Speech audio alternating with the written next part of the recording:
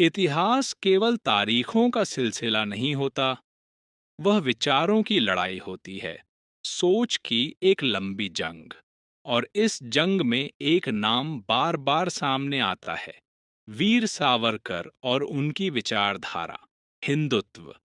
आखिर सावरकर का हिंदुत्व क्या था? और क्यों आज भी यह विचार भारत की राजनीति के केंद्र में है? स्वागत है आपका हिंदुस्तान क्रॉनिकल्स में, जहां हम खोलते हैं इतिहास के सबसे बड़े रहस्यों को।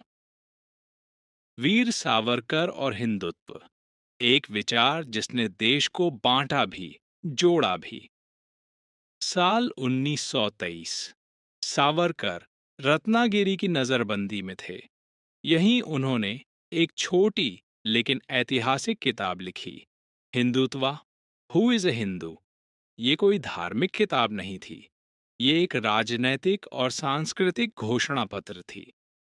सावरकर ने लिखा, हिंदू वह है जो भारत को अपनी पितृभूमि और पुण्य भूमि दोनों मानता हो। यानी हिंदू, बौद्ध, जैन और सिख सभी शामिल। लेकिन मुसलमान और ईसाई, जिनकी पुण्य भूमि भारत के बाहर है, वे इस परिभाषा में नहीं आते। ये परिभाषा सावरकर की सबसे बड़ी वैचारिक लकीर बन गई, और सबसे बड़ा विवाद भी। ध्यान दें, सावरकर ने हिंदू धर्म और हिंदुत्व में फर्क किया। हिंदुत्व ऐस एक राष्ट्रवादी सांस्कृतिक पहचान।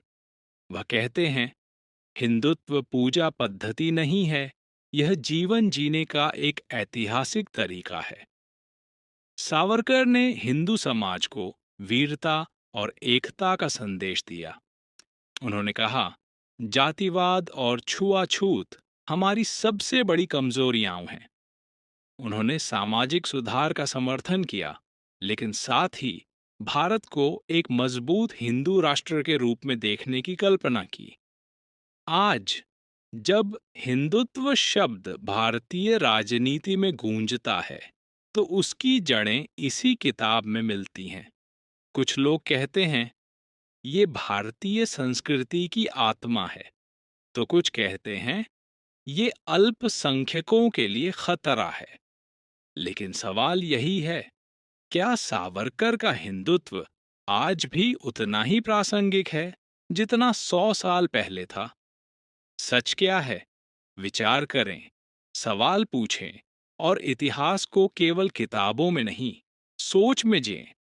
आपका क्या मत है सावरकर के हिंदुत्व पर?